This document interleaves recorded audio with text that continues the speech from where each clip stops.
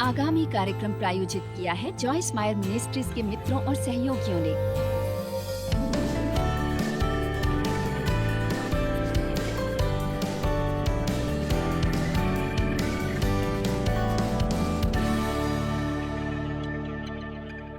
धन्यवाद प्रभु आज के वचन और उस सब के लिए जो वो हमारे लिए करेगा और महत्व रखेगा। मेरा निवेदन है कि मेरी मदद करें ताकि मैं सही प्रचार कर सकूं और लोग इसे सुनकर इसे ग्रहण कर सके, यीशु के नाम में। पता है, मैं मंच के पीछे वाले लोगों को कुछ बताना भूल गई। सुबह की बजाय मैं यहाँ पर अंतिम संदेश आज रात को कर रही हूँ। मैं जो सुबह करने वाली थी आज रात कर रही हूँ, और आज रात में जो करने वाली थी उसे मैं सुबह कर रही हूँ। आमीन। मैं नहीं जानती ये मेरे लिए कैसे काम करता है, पर कई बार मेरी एक योजना होती है और मैं बैठकर अध्ययन करती हूँ और ऐसा अनुभव होता है कि वो उस सभा के लिए सही नहीं है। इसलिए मैं मानती हूँ कि परमेश्वर सही समय पर सही स्थान पर सही लोगों को लाते हैं और वो मेरे दिल में उन लोगों के लिए सही वचन डालते हैं। आइए रोमियो 12:2 देखें। हम मन और इस बारे में बात कर रहे हैं कि शैतान कैसे हमारे मन पर हमला करता है। रोमियो 12:2। क्या यहाँ कोई है जिसे अभी भी अपने मन और विचारों से समस्या होती है? आपको पता है, परमेश्वर हमें लगातार बदल रहे हैं और हमारे मन का नवीनीकरण एक प्रक्रिया है। उसमें समय लगता है, पर यदि हम कर्मठ और दृढ़ रहेंगे, हम उस तरह से सोचना और बोलना सीख लेंगे जैसे परमेश्वर सोचते और बोलते हैं। मैं चाहती हूँ कि आप इसे ग्रहण कर ले। हम उस तरह से सोचना और बोलना सीख सकते हैं जैसे परमेश्वर सोचते और बोलते हैं। बाइबल के अनुसार हमें मसीह का मन दिया गया है। इसकी कल्पना करें, हम वैसे ही सोचना सीख सकते हैं जैसे यीशु ने सोचना था। रोमियो 12:2 एक ऐसा वचन है जिसे प्रत्येक विश्वासी को जानना और उसकी शक्ति को समझना चाहिए। इस संसार के सदृश न बनो, इस संसार के सदृश न बनो, बल्कि रूपांतरित हो जाओ। इसका मतलब है पूरी तरह बदल जाओ। कितने पूरी तरह बदलना चाहते हैं? पूरी तरह बदल जाओ अपनी बुद्धि के नए हो जाने से, अपनी बुद्धि के नए हो जाने से, उसके नए सिद्धांत और नए रुख से, जिससे तुम परमेश्वर की भली और भावती और सिद्ध इच्छा अनुभव से मालूम करते रहो। इसका मतलब यह है कि आप अपनी रोजमर्रा जीवन में परमेश्वर का सद्भाव अनुभव कर सकते हैं। मैं केवल परमेश्वर के वादों के बारे में बात नहीं करना चाहती, मैं केवल उनके बारे में सपने नहीं देखना चाहती। मैं इजरायलियों की तरह नहीं बनना चाहती जो मिस्र छोड़कर वादे के देश की ओर निकलते थे और 40 वर्षों बाद भी जंगल में भटके रहते थे। अफसोस कि बहुत से मसीही इसी तरह जीते हैं। वे मसीह को कबूल करते हैं, अच्छे जीवन के बारे में सुनते हैं, पर किसी ना किसी कारण वे कभी वो अच्छा जीवन जीने में सफल नहीं होते। मुझे विश्वास है आज यहाँ और टीवी द्वारा ऐसे देखने वाले होंगे जो कहेंगे ये मैं हूँ, मैं बहुत समय तक ऐसी थी, मैं गिरज जाती थी, मुझे परमेश्वर प्यारे थे, मेरे पास मेरा मतलब मैं सभी सभाओं में जाती थी, मैं हर प्रकार की सभा में जाती थी। उन दिनों मेरे पास डीवीडीज और कैसेटें होती थी और हर प्रकार की किताब मैं अध्ययन करती और पढ़ती, पर मैं फिर भी जीवन नहीं जी रही थी। मैं शैतान को फटकारती रहती थी, लगातार फटकारती रहती थी। मैं हमेशा कहती हूँ मैं इतना फटकारती कि मेरा गला बैठ जाता, मेरे पास एक भी अच्छी फटकार न बचती। उसके बाद अंत में मैंने जाना कि शैतान वास्तव में मेरी समस्या नहीं था, मेरी मानसिकता और मेरे रुख मेरी समस्या थे। मैंने इजरायलियों और जंगल में से उनकी यात्रा का अध्ययन करना आरंभ किया। परमेश्वर ने मुझे थोड़ा ज्ञान दिया जिससे मुझे मदद मिली और साथ ही हजारों अन्य लोगों को भी। उसमें से बहुत कुछ मेरे द्वारा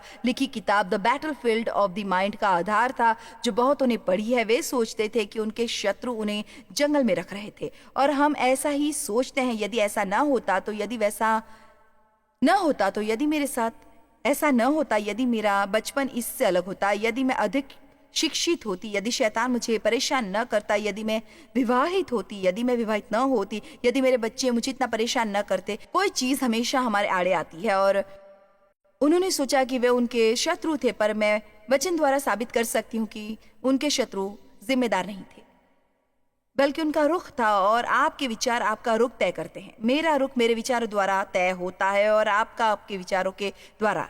हम कभी जंगल में से निकलकर वादे के देश नहीं पहुंचते जब तक हम परमेश्वर की तरह सोचना और बोलना नहीं सीखते। आपको अपने मन अनुसार नहीं बोलना है, अपनी भावनाओं के अनुसार नहीं बोलना है, आपको परमेश्वर के वचन के अनुसार विश्वास से बोलना है। पहली चीज जिस पर मैं बात करना चाहती हूँ, सोचने का पहला गलत तरीका लोगों को ये होता है मेरा अतीत मेरे भविष्य को तय और नियंत्रित करता है। मैं आपको आश्वस्त करना चाहती हूँ कि आपका चाहे जैसा भी अतीत था, आपने अतीत में चाहे जो भी किया था वो शायद गलत था। आप चाहे किस प्रकार के दुष्ट पापी क्यों न रहे हो, आपके साथ चाहे जो भी किया गया था, लोगों ने चाहे आपको कितना व्यथित किया हो, दुर्व्यवहार किया हो, आपका जीवन चाहे जितना भी अन्यायपूर्ण रहा हो, उसे आपके भविष्य को बिल्कुल प्रभावित करना जरूरी नहीं है, बिल्कुल नहीं। मैं आज आपको सद्रंश, मेशक और अबेदनगो का स्मरण कराना चाहती हूँ। आपने शायद उनके बारे में पढ़ा होगा, यदि नहीं तो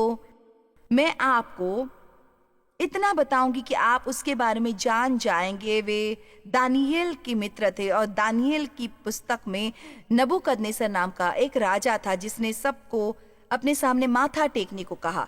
शद्रक, मेशक और अबेदनगो परमेश्वर के बंदे थे और उसके सामने झुकने वाले नहीं थे, इसलिए उन्होंने निडर होकर कहा, हे महाराज, आप ये जान ले कि यदि हमारे परमेश्वर हमें बचाना चाहेंगे तो बचाएंगे, यदि नहीं तो भी हम तेरे सामने नहीं झुकेंगे। उन्होंने निर्णय ले लिया था कि वे परमेश्वर के साथ डटे रहेंगे। और हमें एक इस विषय पर भी बात करनी है, अर्थात दृढ़ मन के बारे में। मैं आज इसके बारे में भी थोड़ी बात करूंगी, पर कल इसके बारे में थोड़ी अधिक बात करूंगी। हमें निर्णय लेना है कि हमें किस पर विश्वास है और उस पर दृढ़ रहने की जरूरत है। उन्होंने ये नहीं कहा, देखो हमें विश्वास है कि परमेश्वर हमें बचाएंगे, और यदि उन्होंने नहीं बचाया हम दिन भर हताश और क्रोधित होकर जंगल में भटकते रहेंगे। उन्होंने कहा, तुम ये जान लो कि यदि हमारे परमेश्वर हमें बचा सकते, और उनका ये मतलब नहीं कि वे इस योग्य थे या नहीं, बल्कि ये कि यदि उनकी उत्तम योजना होती उन्हें भट्टी में से बचाने की तो वे बचाते। पर उन्होंने कहा, हम दोनों स्थितियों में तुम्हारे सामने नहीं झुकेंगे। उन्हें जलती हुई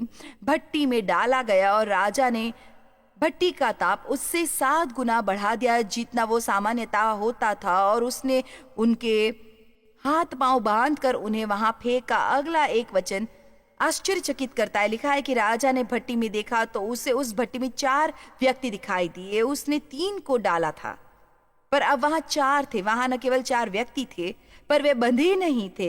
वे अब बंधे नहीं थे, उनके बंधन खुल गए थे। मुझे ये प्यारा है क्योंकि कई बार कष्टों की भट्टी में ही हम अपने बंधनों से मुक्त होते हैं। हम सर्वाधिक वहीं सीखते हैं, और हमें ऐसे समय में परमेश्वर पर विश्वास करना सीखना चाहिए, उनसे घृणा करने की बजाय। परमेश्वर पर न केवल अपने जीवन की अच्छी चीजों के लिए विश्वास करें, बल्कि अपने जीवन की बुरी चीजों के लिए भी करें। फादर माइक जो यहाँ मंच पर आए थे, वे और मैं किसी विषय पर बात कर रहे थे जो हमने एक साथ सहन की थी कई वर्ष पहले एक विशेष परिस्थिति में, और ये बहुत बहुत बहुत बहुत बहुत उलझाने वाली और कठिन बात थी। पर पता है, हम दोनों में से कोई भी उस अनुभव को किसी चीज से बदलना नहीं चाहेगा, क्योंकि उसने हमारी वो बनने में मदद की जो हम हैं। पर मैं शद्रक, मेशक, अबेदनगो के बारे में ये जिक्र करना चाहूंगी कि जब वे भट्टी में से निकले, उनमें से धुएं की गंध नहीं आ रही थी। और पता है, मैं भी बाहर आई हूं 15 वर्षों तक अपने द्वारा लगातार बार बार किए गए यौन शोषण से, और पता है, मुझ में से धुएं की बू नहीं आती। मेरा न वैसा व्यवहार है, न मेरे हाव भाव से ऐसे दिखता है मानो मेरा शोषण हुआ था। मैं शोषण पीड़ित नहीं हूं, मैं किसी चीज की पीड़ित नहीं हूं। मैं मसीह में एक विजेता हूँ। मेरा विचार से बहुत से लोग कष्टों में से निकलते हैं, पर उनमें से उसकी बू आती रहती है। मैं चाहती हूँ कि आप सीख लें कि आप पर अपने अतीत के कोई प्रभाव होने जरूरी नहीं है। आमीन। आपको अपने अतीत के जैसे दिखने की, न उसकी बू आने की, न वैसा व्यवहार करने की जरूरत है। अपने अतीत से अपनी पहचान प्राप्त नहीं करनी, अपने अतीत की चिंता करने की जरूरत नहीं है, क्योंकि जब परमेश्वर हमें क्षमा करते हैं, वे उसे पूरी तरह भुला देते हैं, हमेशा के लिए पोंछ देते हैं। मैं आज कुछ सोच रही थी, और ये ऐसी बात नहीं थी जो मैंने पहले कभी सोची थी, इसलिए शायद परमेश्वर ने मेरे दिल में वो डाली थी। यदि हम बाइबल के सभी आदरणीय लोगों को देखें,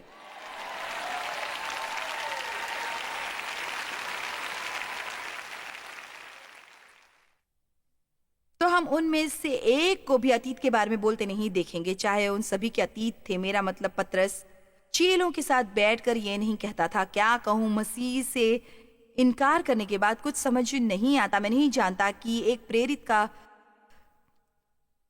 काम कर सकूंगा या नहीं। मैं शर्मिंदा हूं। मैंने न केवल एक बार उनसे इनकार किया, बल्कि 3 बार ऐसा किया। मैंने गाली गलौज और गंदी भाषा इस्तेमाल की थी, सचमुच उन्हें अत्यधिक की जरूरत होने पर।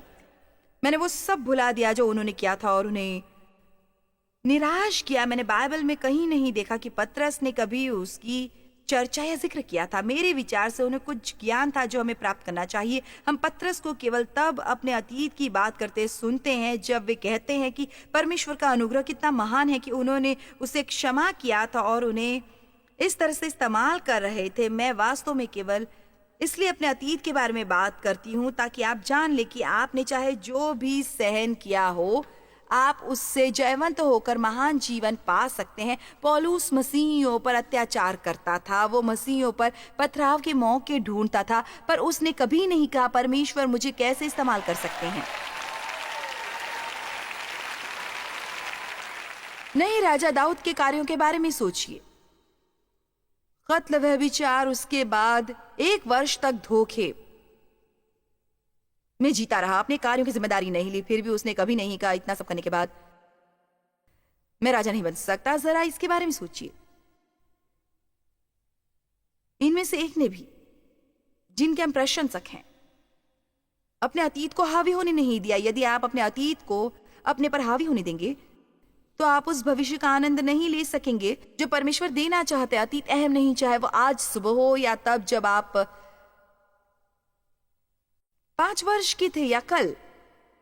अब जो भी करेंगे जो गलत होगा, परमेश्वर की दया रोज नहीं होती और हम उसे स्वीकार करना सीखते हैं और उन बातों को भुलाकर आगे बढ़ना है। हम अतीत के पक्षपात में नहीं जी सकते।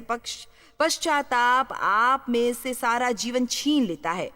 डर आप में से सारा जीवन छीन लेता है। आपको आज में जीना सीखना चाहिए। विश्वास उन वस्तुओं का सार तत्व है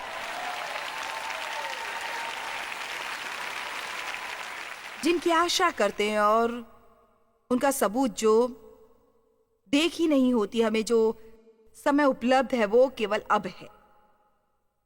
कल बीत गया है, वो हमें वापस नहीं मिलेगा।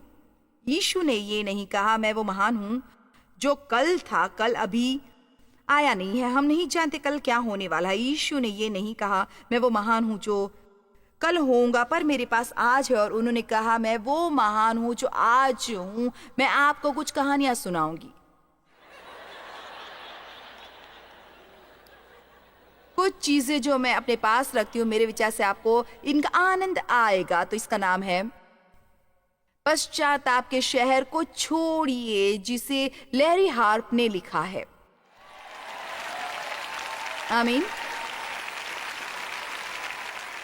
मेरी वर्ष में इस वक्त ये यात्रा करने की योजना नहीं थी, फिर भी मैंने अपने को जल्दबाजी में सामान बांधते देखा। इस यात्रा ने अप्रिय होना था और मैं पहले से जानता था कि उसका नतीजा अच्छा नहीं होगा। मैं वार्षिक दोष की यात्रा के बारे में बात कर रहा हूं। मैंने वहां जाने के लिए पश्चाताप नामक एयरलाइन की टिकट ली। वो एक अत्यंत छोटा सफर था। मेरे पास बोझ था जो मैं जमा नहीं करवा पाया। मैंने सारा समय उसे खुद उठाने का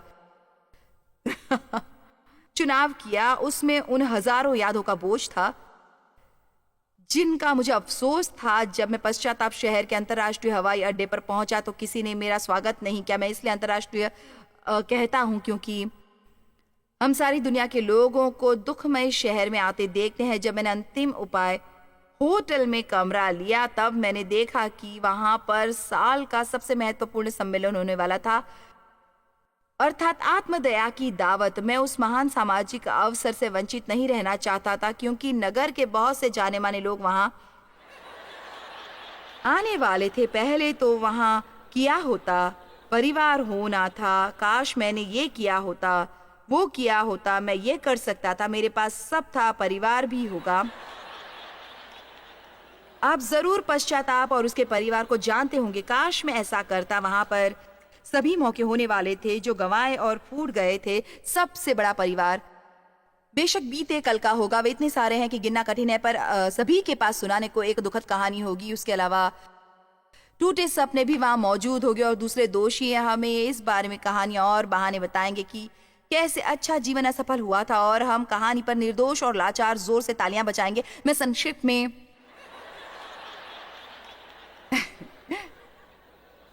कहानी बताता हूँ। मैं ये जानते हुए उस हताशा भरी दावत में गया कि वहां पर कुछ हासिल नहीं होगा हमेशा की तरह। मैं और उदास हुआ, पर मैंने अतीत में मिली असफलताओं को स्मरण किया और तब मुझे सूझा कि मैं ये यात्रा और उसके बाद आत्मदया की दावतें रद्द कर सकता था। मुझे सचमुच समझ आया कि मुझे वहां जाने की जरूरत नहीं थी। मुझे हताश होने की जरूरत नहीं थी। मेरे मन में एक बात घूमती रही, मैं अतीत को बदल नहीं सकता, पर मुझ में आज को शानदार बनाने की शक्ति है। मैं हो सकता हूँ प्रसन्न, आनंदित, संतुष्ट, प्रोत्साहित और प्रोत्साहन दे सकता हूँ। ये जानकर मैं तुरंत पश्चात आपके नगर से निकला और मैंने वहां अपना पता नहीं छोड़ा। मैं उन भूलों के लिए शर्मिंदा हूँ जो मैंने अतीत में की थी, पर उन्हें शारीरिक रूप से रद्द करना नामुमकिन है। इसलिए यदि आप पश्चाताप के नगर की सैर की योजना बना रहे हैं, कृपया अभी अपना इरादा बदल लें, उसकी बजाय नई शुरुआत के देश में चले जाएं। मुझे वो इतना बेहतर लगा कि अब मैंने वहां अपना स्थायी निवास बना लिया है। मेरे पड़ोसी स्वयं को क्षमा करें और नई शुरुआत ने मेरी बहुत मदद की है। और याद रखिए, आपको वहां भारी बोझ नहीं उठाना होगा, क्योंकि वहां पहुंचते ही आपको कंधों से बोझ हटा दिया जाएगा। इस महान शहर को ढूंढने में परमेश्वर आपकी मदद करें। यदि आपको मिले नहीं तो अपने दिल में देखें, कृपया मुझे जरूर मिले। मैं सब संभव गली में रहता हूँ। जो पहली बड़ी भूल जो इजरायलियों ने की थी, जो मैं नहीं करना चाहती। आमीन। कि शैतान को अपने मन में ऐसे विचार भरने दे कि आप कभी अपने अतीत से नहीं जीत सकते, तुम कभी इससे विजयी नहीं हो सकोगे, ये बहुत कठिन है, कभी कुछ नहीं सही होगा, तुम में बहुत सी समस्याएं हैं, तुमने बहुत सी भूलें की हैं नई शुरुआत करने के लिए। कभी देर नहीं होती। कभी ये मत सोचे कि मैं अपने अतीत से विजयी नहीं हो सकता। सोचने का दूसरा गलत तरीका। आमीन। कृपया मेरे लिए ये करें, मैं जिम्मेदार नहीं हूं।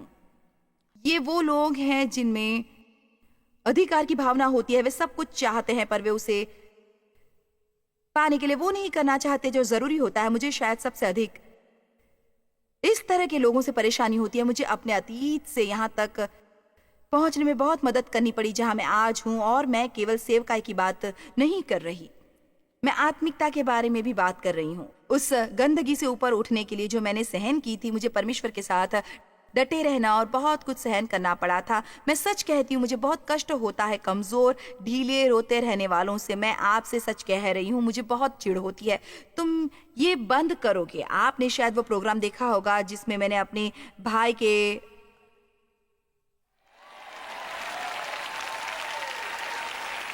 बारे में बात की थी। यदि नहीं तो मैं आपको उसकी कहानी का थोड़ा अंश बताती हूँ। मेरा भाई 1 वर्ष पहले क्रिसमस पर लॉस एंजलिस में मृत पाया गया, एक सुनसान इमारत में। मेरा भाई शराबी, नशे का आदी, निराश और नशे के कारण उसके मन में गड़बड़ी थी। उसने कभी अपनी जीवन की जिम्मेदारी नहीं ली। जब तक मैं उसे जानती थी वह गैर जिम्मेदार था और चाहता था कि बाकी सब वो न केवल ये चाहता था, पर सभी से अपना ख्याल रखने की आशा करता था। एक समय पर डेव और मैंने उसमें 4 वर्ष और पैसों की अविश्वसनीय पूंजी भी लगाई थी, और वो सचमुच ठीक हो गया था। वो हमारे लिए काम करता था, वो हमारे साथ यात्रा करता था। कईयों ने शायद उसे देखा होगा।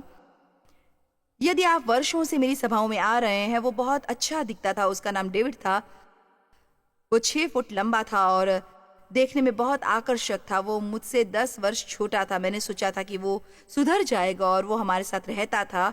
हमें अंत में अनुभव हुआ कि उसे अलग रहना चाहिए, सो हमने उसे अपने लिए घर लेने को कहा। वो अपने पुराने रूप में लौटने लगा। वो केवल तभी सही करता था यदि कोई हमेशा उससे वो करवाता। मेरी बात याद रखिए, एक न एक दिन हमें अपने आप को संभालना सीखना होता है। हमें किसी और से आशा नहीं रखनी चाहिए कि वो हमारी गंदगी साफ करेगा, हमारे लिए वचन ढूंढेगा, हमारे लिए प्रार्थना और बाकी सब कुछ करेगा।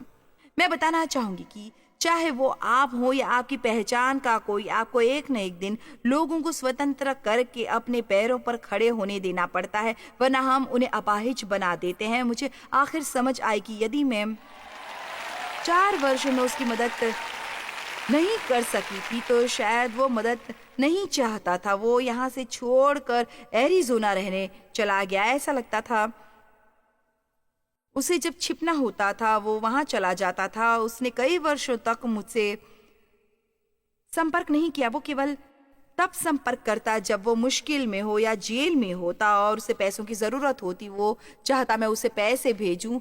एक बार ऐसा हुआ कि वो और उसके साथ रहने वाली एक लड़की चाहती थी कि मैं उनके लिए एक खाता खोलूं और हर माह उसमें थोड़े पैसे डालूं ताकि उनके पास खर्च के लिए पैसे हो। मैंने कहा पागल हो क्या? जो लोग चाहते हैं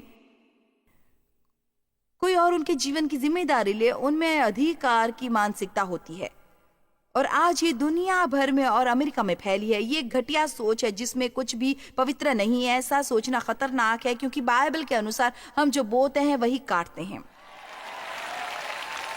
हमसे काम करने की अपेक्षा है, जिम्मेदार होने की अपेक्षा है, पर यदि किसी को सचमुच मदद की जरूरत हो तो हमें उनकी मदद करनी चाहिए। पर वो इस अधिकार के रुख से भिन्न है कि सबको मेरा कर्ज देना है। मुझे याद है जब मेरा भाई मेरी ओर देखता था और मैं उसका अपमान नहीं करना चाहती, मैंने डेव से कहा जब हमें उसकी मृत्यु का पता चला, मैंने कहा मैं उसके जीवन से कुछ सीखना चाहती हूँ। मैं उसकी जीवनी बनाऊंगी ताकि लोग एक ही घर में बड़े हुए दो लोगों के फर्क को देख सकें। और मेरे साथ उससे बदतर व्यवहार हुआ था। उसके मरने के बाद उन्होंने मुझे उसका व्यक्तिगत सामान भेजा था और जो सामान बचा था उस व्यक्ति के जीवन में से वो एक छोटे से लिफाफे में समा गया था। मैं उसका सारा जीवन यहाँ एक लिफाफे में दिखा सकती हूँ। परमेश्वर मुझसे सारी दुनिया के लोगों की मदद करवा रहे हैं और ऐसा नहीं कि मैं विशेष थी और वो नहीं था या मुझे अधिक मौके मिले थे, पर उसे नहीं, बल्कि इसलिए कि मैंने निर्णय लिया कि मैं परमेश्वर पर विश्वास करूंगी और न केवल प्रार्थना करूंगी बल्कि अपना हिस्सा करूंगी। और वो परमेश्वर पर विश्वास करने को तैयार होता यदि उसे सब चमत्कारिक रूप से मिलता और उसमें से कुछ भी उसके लिए कठिन नहीं था।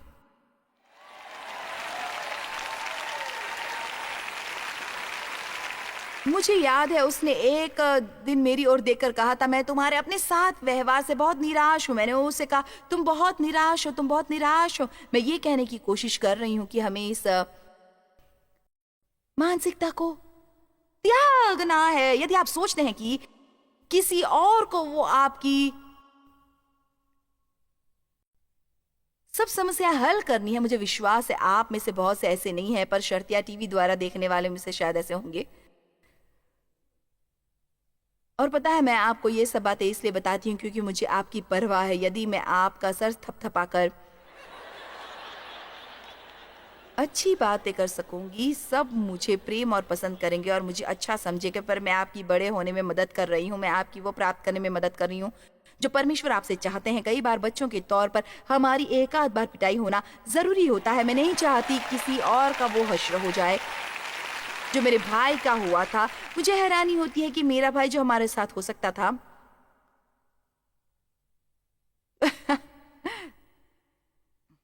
दुनिया में घूमता, लोगों की मदद करते और आशीष देता हुआ एक सुनसान इमारत में अकेला मृत मिला। इसके लिए कोई बहाना नहीं है। इसका एक ही कारण यह था कि वो अपना हिस्सा नहीं करता था। मैं आपसे निवेदन करूंगी कि थोड़ा दृढ़ बनिए, इच्छाओं का त्याग करें और थोड़ी दृढ़ता अपनाएं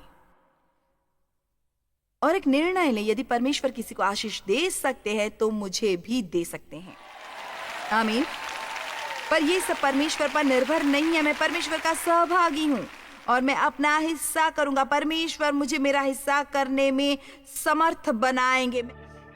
1 कुरिन्थियों 10:9 और न हम प्रभु को परखे, उनके सब्र का इम्तहान ले और न उनके लिए इम्तहान बने।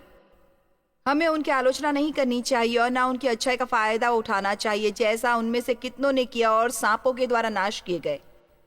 और न तुम कुड़कुड़ाए जिस रीति से उनमें से कितने कुड़कुड़ाए और नाश करने वालों के द्वारा नाश किए गए। यदि आप वापस जाकर पुराने नियम से पढ़ें, इजराइली कुड़कुड़ा रहे थे, शिकायत कर रहे थे, बड़बड़ा रहे थे और वो चाहते थे हर बात जैसे मूसा की गलती और परमेश्वर की गलती हो और वो वापस मिस्र भाग जाना चाहते थे। और उन्हें मन्ना पसंद नहीं था और उनके पास पानी नहीं था। उनकी परवाह मत करो। परमेश्वर के लाल सागर को बाढ़ दिया, उसकी परवाह न करो कि उसने सभी दुश्मनों को सागर में डुबो दिया।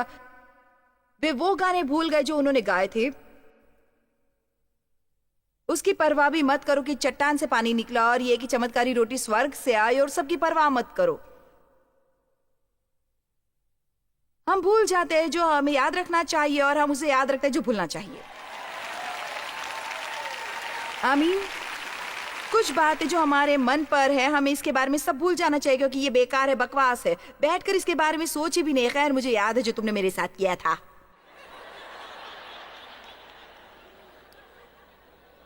कई साल पहले जब डेव और मेरी शादी हुई थी, हम किसी बात के लिए छोटी सी बहस में पड़ जाते और मैं पहले दिन से हर बात याद करने लग गई और उसने एक दिन मेरी ओर देखा और कहा, ये सब बातें तुम कहाँ छुपा कर रखती हो?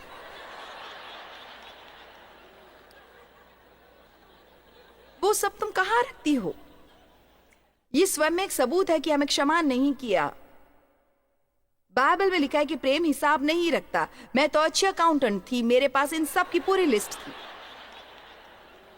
पर वो बातें ऐसी थी जो मुझे भूल जानी चाहिए। तो मुझे अच्छी बातें याद रखने की जरूरत थी और बुरी बातों को भूल जाने की।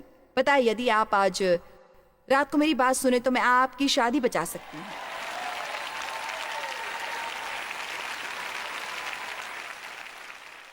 वो कुड़कुड़ाए, शिकायत की और बड़बड़ाए और परमेश्वर बस इससे तंग आ गए और उनकी सुरक्षा उन पर से हट गई और शिविर में सांप आ घुसे और उन्हें डसने लगे और 23,000 लोग एक दिन में मरे गए। हाँ, मुझे खुशी है कि हम अनुग्रह के युग में रह रहे हैं, पर अनुग्रह बहाना नहीं है एक बेकार जिंदगी जीने का और ये सोचने का कि हम इसे निभा जाएंगे। अनुग्रह हमें क्षमा करता है, पर यह हमें पार पाने की शक्ति भी देता है। हमें मानसिकता होनी चाहिए पार पाने की। और उनके 23,000 लोगों के मर जाने के बाद उन्होंने मूसा की ओर देखा और कहा, हमने पाप किया है। क्या प्रकाश है! और यहाँ 1 कुरिन्थियों में लिखा है, ये शास्त्र वचन दोबारा दर्ज किए गए हैं। अतीत में जो पुराने नियम में हुआ वो यहाँ दर्ज किया गया है, वो यहाँ दर्ज किया गया है नई वाचा के विश्वासियों के लिए, ताकि हम वही गलती ना करें जो उन्होंने की। शिकायत करना एक बड़ी समस्या है। यदि आप में बस धन्यवाद देने की मानसिकता हो और हमें इस पर काम नहीं करना पड़े अपने जीवन के हर दिन। मुझे हर दिन इस पर काम करना पड़ा था। शायद 20 ऐसी बातें जो हर दिन उभर कर आती हैं जिनके बारे में मैं शिकायत कर सकती थी और कई बार मैं अभी भी ये करती हूँ। पर धन्यवाद प्रभु का मैं बहुत दूर आ गई हूँ। शायद मेरे पास जाने का मार्ग है, पर मैं हूँ धन्यवाद प्रभु का मैं वहां नहीं हूँ। आप इसे कितनी ईमानदार रहेंगे? चलो इकरार का थोड़ा समय बिताएं और आप इसी वक्त इसका इकरार करेंगे। मेरे पास सही समूह का एक सही संदेश है। आमीन।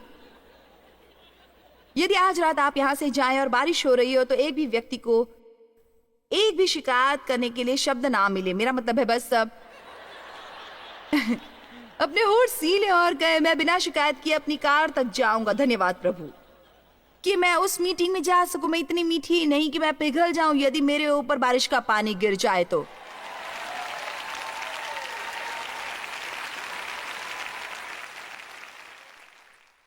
My goodness. चाहे हमारे पास कुछ हो, शरीर हमेशा चाहता है और हम फैसला करते हैं और नतीजों के बारे में शिकायत करते हैं। हम जो कर सकते हैं उससे ज्यादा करना निर्धारित करते हैं और हम फिर शिकायत करते हैं कि हम कितने व्यस्त हैं। हम चीजें खरीदते हैं अपने सभी बिलों के बारे में।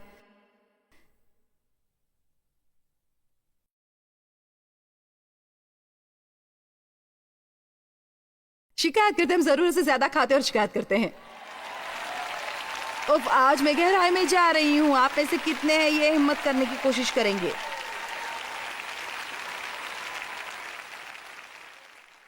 हमारे पास बच्चे हैं और हम उनके बारे में शिकायत करते हैं। हम शादी करते हैं और उसके बारे में शिकायत करते हैं।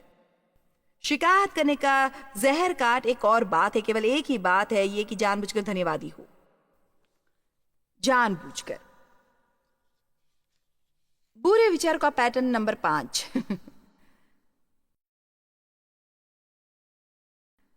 मैं और इंतजार नहीं कर सकती। जो मुझे चाहिए वो इसी वक्त चाहिए।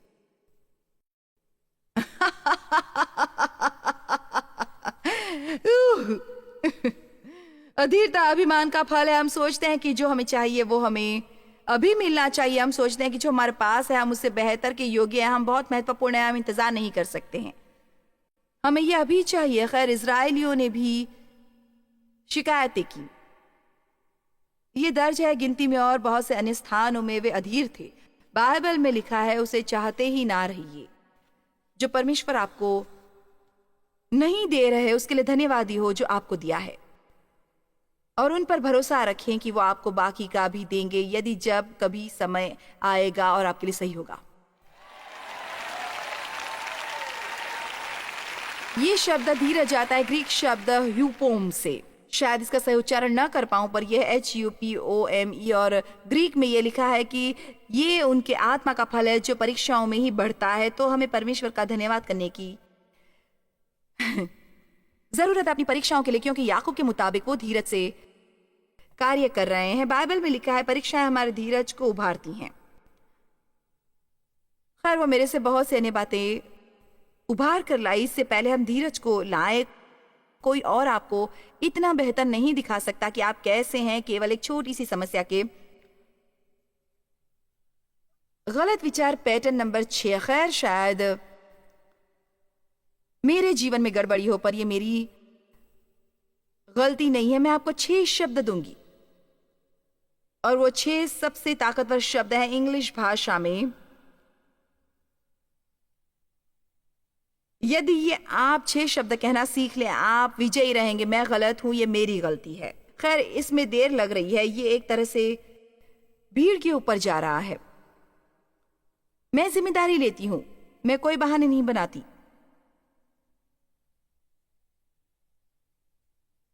मैं गलत थी, ये मेरी गलती थी। अब जाहिर है सारा समय हम सारी बातों के लिए गलत नहीं थे।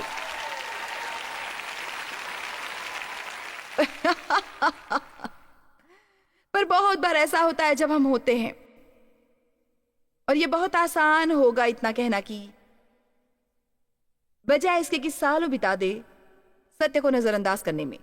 ये मेरी गलती नहीं है। पता है, आरोप शुरू हुआ वाटिका में। सचमुच ये बहुत अफसोसजनक है और भद्दा है। एक तरह से मजाकिया भी है, एक अजीब तरह से, कि आदम ने हव्वा पर दोष लगाया, और असल में वो था जो इंचार्ज था। मेरा मतलब है, मैं बस आप लोगों को बताऊंगा। मैं आपको बहुत प्रेम करती हूं, पर मेरे ख्याल से हमारी एक बुरी आदत है। खैर, यदि ये हवा की वजह से ना होता, खैर आदम को उसका भी इंचार्ज भी था। आप सब घर के मुखिया होना चाहते हैं। वो कहाँ था जब शैतान आया उसको परीक्षा में डालने के लिए? ना केवल ये, जब उसने उसे वो सेब दिया तो उसने ये क्यों नहीं कहा, हे औरत, क्या तू पागल हो गई है? तुम जानती हो कि परमेश्वर ने हमसे क्या कहा था?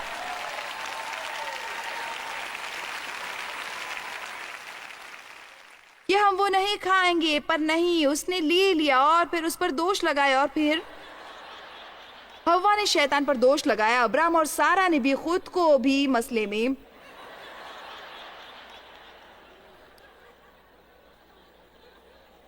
और उसने सारा पर दोष लगाया, और उसने किसी और पर और दोष। मैं गलत थी, ये मेरी गलती थी। मैं आपके लिए बहुत बुरा समय बचा लूंगी। क्या आप एक बार और अभ्यास करना चाहेंगे? कहे मैं गलत था, ये मेरी गलती थी। क्या आप जानते हैं इससे आप कितने बहसों से बचेंगे?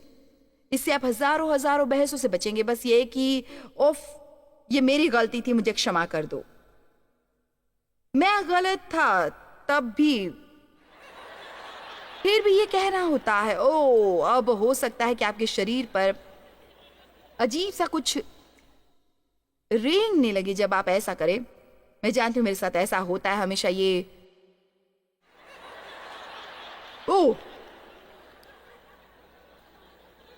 हमेशा ये मेरी ही गलती क्यों? और फिर जीवन में उन किंतु परंतु का क्या? यदि मेरे पास और पैसा होता,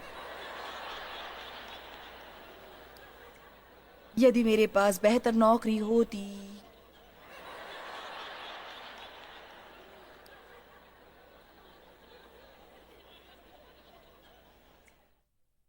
यदि मेरे पास बेहतर शिक्षा होती, यदि बचपन में मेरा शोषण ना हुआ होता, या तब फिर जब हम उन भेदियों की तरह होते जिन्हें भेजा गया था प्रतिज्ञा के प्रदेश के फल का भेद लेने के लिए। खैर, फल अच्छे हैं, ये शानदार फल है, और बेशक सब कुछ जो परमेश्वर ने कहा वो वहां है, और उस प्रदेश में दानव है, और हम उनसे जीत नहीं सकते। और ये सब किंतु परंतु, ये सब किंतु परंतु क्या आप जानते हैं कोई भी असुविधा जो हमें जीवन में हो, आप उस पर पार पा सकते हैं सही रवैये द्वारा। खैर, शैतान कहता है जीवन न्याय नहीं है। खैर, बस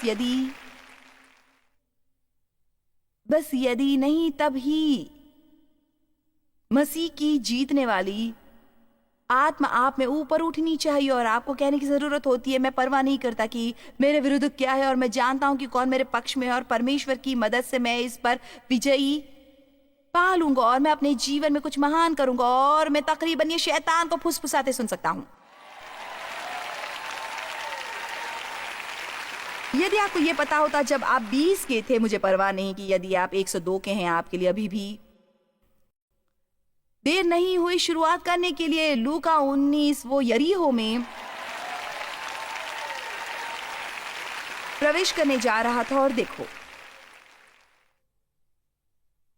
जक्कई नाम एक मनुष्य था जो चुंगी लेने वालों का सरदार और धनी था। ये यीशु को देखना चाहता था कि वो कौन सा है, परंतु भीड़ के कारण देख न सकता था क्योंकि वो नाटा था। चलो स्पष्टता से दिखाए, वो बहुत ही नाटा आदमी था। खैर, वो बस लेट कर क्रोधित नहीं हुआ और कहने लगा, हाँ, यदि मैं नाटा ना होता, काश मैं लंबा होता। वो आगे दौड़ा और एक पेड़ पर चढ़ गया क्योंकि उसने यीशु को देखने का मन बना लिया था। जानते हैं, यदि आप फैसला कर लें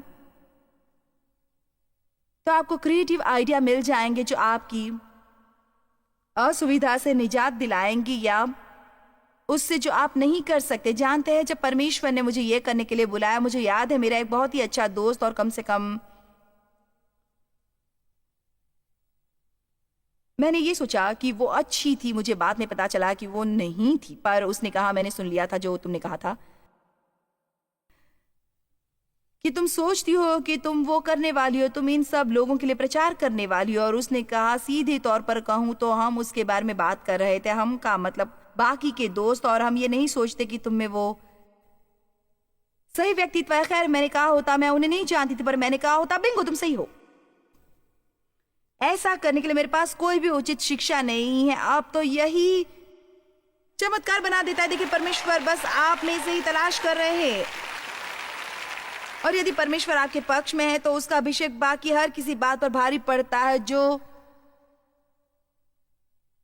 जक्कई आगे दौड़कर गया और एक पेड़ पर चढ़ गया ताकि वह यीशु को देख सके। मेरे ख्याल से यीशु और लोगों को ढूंढ रहे हैं जो पेड़ पर चढ़ेंगे, और मैं चाहती हूं कि देखो क्या होगा। ये कितना कमाल का है। वचन 5, लूका 19 वचन 5। जब यीशु उस जगह पहुंचा तो ऊपर दृष्टि करके उसने कहा, हे जक्कई, झट उतर आ, क्योंकि आज मुझे तेरे घर में रहना अवश्य है। तो आज जब मैं इसे पढ़ रही थी, मैंने ये शब्द देखा, अवश्य। मैंने इसे पहले कभी नहीं देखा था। ये बिल्कुल ऐसे जैसे यीशु कह रहे हैं, मैंने तुम्हें चुना है, पता है, क्योंकि तुम जैसे लोग ज्यादा नहीं है और मैं तुम्हारे साथ रहना चाहता हूं, मैं तुम्हारे घर आना चाहता हूं। वो बहुत से लोगों के घर नहीं जाते थे। उन्होंने जक्कई पर क्यों गौर किया? जक्कई की आत्मा में कुछ था जिसने यीशु की आत्मा को आकर्षित किया और यीशु ने उस पर गौर किया। मैं आपको कुछ बताना चाहूंगी, यदि आप हार नहीं मानेंगे और यदि आप रोते धोते नहीं रहेंगे और आप ये नहीं सोचेंगे कि हर बात बहुत कठिन है और आप उससे गुजरेंगे, जिससे भी आपको गुजरने की जरूरत है, ना केवल आप बाहर आएंगे धुएं की दुर्गंध से रहित, पर यीशु आप पर गौर करेंगे। वे आप पर गौर करेंगे। मुझे ये बहुत पसंद है। आज मुझे तेरे घर में रहना अवश्य है। बाइबल में इस तरह के बहुत शानदार लोग हैं, पर उनके बारे में बताने के लिए मेरे पास समय नहीं है। नंबर 7, मुझे खुद के लिए अफसोस होता है क्योंकि मुझ में इतनी समस्याएं थी। मैं बेचारी किसी के साथ इतना बुरा नहीं हुआ जितना मेरे साथ हुआ। पता है, आत्मदया मूर्ति पूजा है। हम स्वयं को बदल रहे हैं और स्वयं ही मूर्ति की पूजा कर रहे हैं, जबकि हमें होनी चाहिए करुणा और हमदर्दी दूसरे लोगों के लिए। हम वो सुंदर वरदान करुणा को जो परमेश्वर ने हमें दिया है, हम उसे भ्रष्ट कर देते हैं और उसे अपने अंदर की ओर मोड़ देते हैं।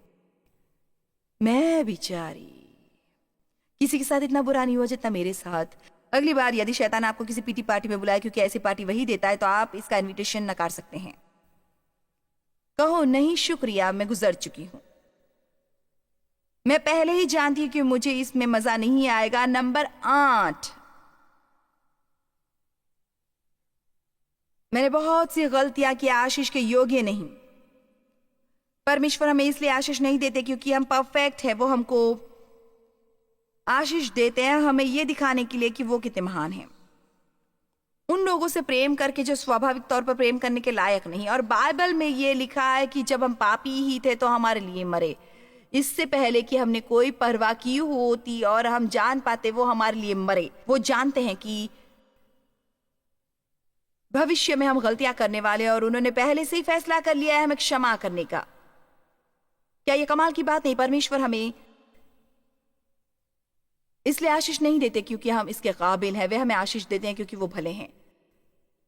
और काश मेरे पास इतना समय होता कि आपको आपके सामने 3 शास्त्र वचन पढ़ सकती निडरता से प्रार्थना करने के बारे में, पर मेरे पास समय नहीं है। खैर, फिर भी मैं आपको बताने वाली हूं। आपको निडरता से सिंहासन के सामने जाना शुरू करना होगा और आप अपने नाम पर न जाएं, आप यीशु के नाम पर जाएं और आप प्रार्थना करें। और जब आप प्रार्थना करते हैं, परमेश्वर के दरवाजा खोल देते हैं कि वो आपको आशीष दे, क्योंकि वो किसी को ढूंढ रहे हैं जिसके जरिए वो स्वयं को शक्तिशाली रूप में पेश कर सके। मैं चाहती हूँ कि संसार जान लगे परमेश्वर कितने भले हैं, पर हम पर ये दया की रोने वाली प्रार्थना करते नहीं रह सकते। खैर प्रभु, यदि आप मेरे लिए ये छोटी सी बात कर दें। मैं कभी अपने जीवन में भूलूंगी कि वो औरत जो वेदी पर आई प्रार्थना के लिए, जब मैं इतनी छोटी छोटी मीटिंग करती थी कि मैं अंत में प्रार्थना करने वालों की कतार लगा सकूं और व्यक्तिगत रूप से लोगों के लिए प्रार्थना कर सकूं। और वो इतनी कतरा रही थी और उसने कहा क्या ये, वो इतनी घबराई थी और उसने कहा क्या ये सही होगा? क्या मैं 2 बातें मांग सकती हूं? ये कितना अफसोसजनक है, जबकि बाइबल में ये लिखा है कि परमेश्वर इस योग्य है कि वो आपके लिए बहुत ही से अत्यधिक, उससे कहीं अधिक जो हम सोचते हैं हिम्मत कर सकते हैं कि वो करते हैं। इफिसियों 3:12। ओह, मुझे ये शास्त्र वचन बहुत पसंद है, जिसमें हमको उस पर विश्वास रखने से हियाव और भरोसे से निकट आने का अधिकार है। साहस और आत्मविश्वास, मुक्त रूप से पहुंच, अनारक्षित पहुंच, आजादी के साथ, बिना डर के। क्या मैं 2 बातें मांग सकती हूं? क्यों? आप निडरता से सिंहासन के सामने आ सकते हैं और कह सकते हैं प्रभु, मैं आपसे वो हर चीज जो मैं सोच सकती हूँ वो मांगूंगी। और यदि आप नहीं चाहते कि उसमें से कुछ भी मेरे पास हो तो बस मुझे ना दे। आपको डरने की जरूरत नहीं कि आप गलती करेंगे, आपको डरने की जरूरत नहीं कि परमेश्वर क्रोधित हो जाएंगे और आपको स्वर्ग के हथौड़ों से आपके सिर पर मारेंगे। निडरता से सिंहासन की ओर आइए और कहिए, मैं आपकी संतान हूं। मैं आपको बताना चाहूंगी, मेरे छोटे नाती पोतों को कोई समस्या नहीं होती जो उन्हें चाहिए मांगने के लिए, वो जल्दी ही नियम सीख जाते हैं। मेरे बच्चों को भी कोई समस्या नहीं होती मुझे समझाने की। यदि मुझे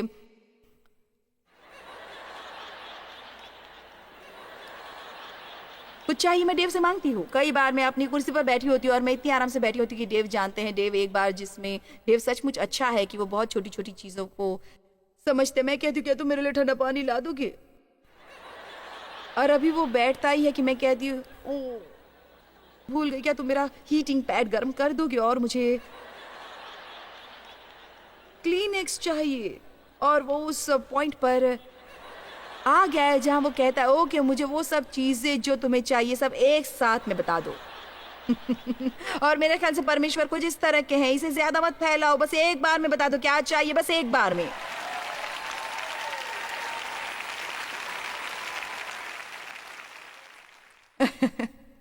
गलत विचार पैटर्न नंबर 8। मैंने बहुत गलतियां की हैं, आशीष के योग्य नहीं है।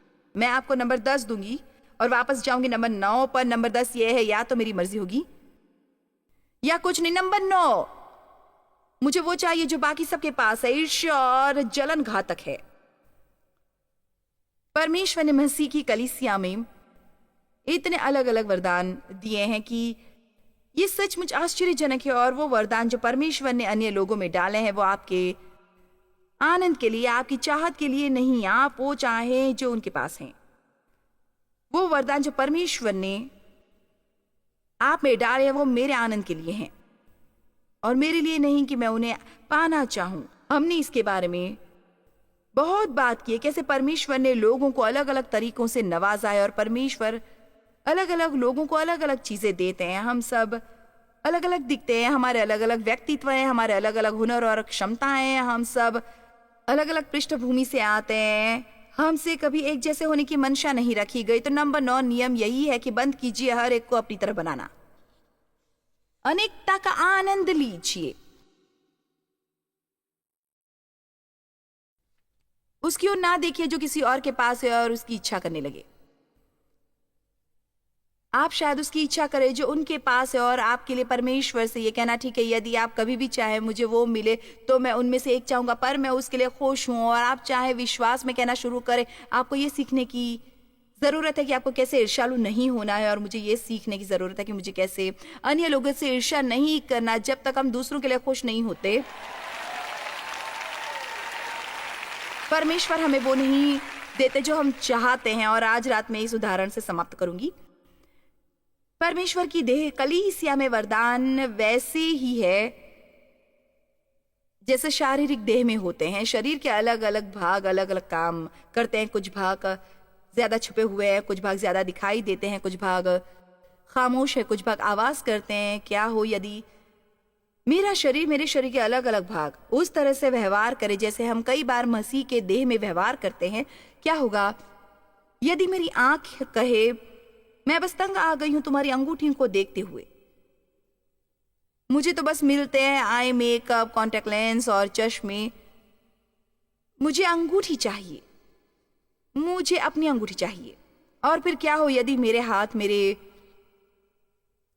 जूतों की ओर देखे? क्या ये बढ़िया जूते नहीं? मेरा मतलब है लेडीज, वो बढ़िया जूते हैं, वहीं पर शानदार जूते और वो आरामदेह जूते हैं, उनमें वो छोटी सी चीज है, अच्छी और चीज, पर वो बहुत अच्छे दिखते हैं। खैर पता है मुझे थोड़ी मदद चाहिए। शायद मेरे हाथ ये नहीं करना चाहते पर उन्हें मेरी मदद करनी पड़ेगी। तो क्या हो यदि हाथ कहे मैं तंग आ गया हूं पाँव की मदद करते हुए? पाँव तो मेरी मदद नहीं करते कुछ पहनाने में। चलिए भी अब आप बता सकते हैं कि मैं कहां जा रही हूं। तो मुझे अपने जूते चाहिए। अब क्या हो यदि परमेश्वर ने शरीर की प्रार्थना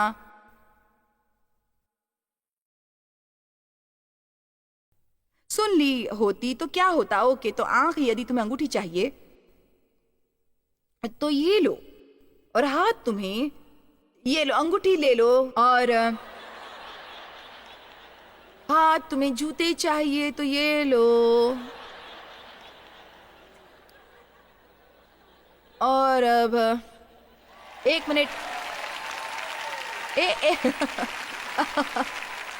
एक मिनट, मैंने अभी खत्म नहीं किया। अभी सबके साथ हालांकि एक बड़ी समस्या है, आप समझे। मुझे जो चाहिए वो मिल गया, पर इसने मुझे अपाहिज बना दिया, क्योंकि अब मेरे हाथ कुछ नहीं कर सकते क्योंकि उन्हें वो जूते मिल गए जो उन्हें चाहिए। तो और मेरी आंखें कुछ देख नहीं सकती क्योंकि उन्हें वो अंगूठी मिल गई जो वो चाहती हैं। क्या आप जानते हैं हमें परमेश्वर का धन्यवाद करना चाहिए कि वो हमें उससे आधी चीजें भी नहीं देते जो हम चाहते हैं। खैर, परमेश्वर के वचन से अपने मन को नया करना आपको इस योग्य बनाएगा कि आप सोच सके और इस तरह बोलें जैसे परमेश्वर सोचते और बोलते हैं। रोमियो 12:2 में लिखा है कि और इस संसार के सदृश न बनो परंतु हमारी बुद्धि के नए हो जाने से और भावती और सिद्ध इच्छा अनुभव से मालूम करते रहो, जिससे तुम्हारे चाल चलन बदले, तुम परमेश्वर की भली इच्छा हो। बाइबल में लिखा है कि परमेश्वर का वचन हमें चंगाई देगा शारीरिक और भावनात्मक रूप से। वचन के अध्ययन के बारे में इतनी सारी शानदार बातें हैं। कभी भी परमेश्वर के वचन का अध्ययन करने के लिए समय निकालने से कतराएं नहीं। तो चलिए इसकी ओर देखते हैं। जॉयस मायर मिनिस्ट्रीज में आप हमारे लिए बहुत ही कीमती हैं, जितना कि आप जानते हैं। हम आपकी सराहना करते हैं और इस सेविकाई को दुनिया भर में संभव बनाने के लिए हम अपने दोस्तों और सहभागियों को धन्यवाद देते हैं। हम साथ मिलकर भूखों को खाना खिलाते हैं, गरीबों को कपड़े देते हैं और कई देशों में सुसमाचार बांटते हैं। अपना प्रार्थना निवेदन भेजने के लिए कृपया आज ही संपर्क कीजिए। हमारे स्रोतों के बारे में और भी जानिए। जॉयस की सभाओं की सूची देखिए हमारे साथ सहभागी बनने के लिए, क्योंकि हम दुनिया भर में मसीह के प्रेम को बांटते हैं।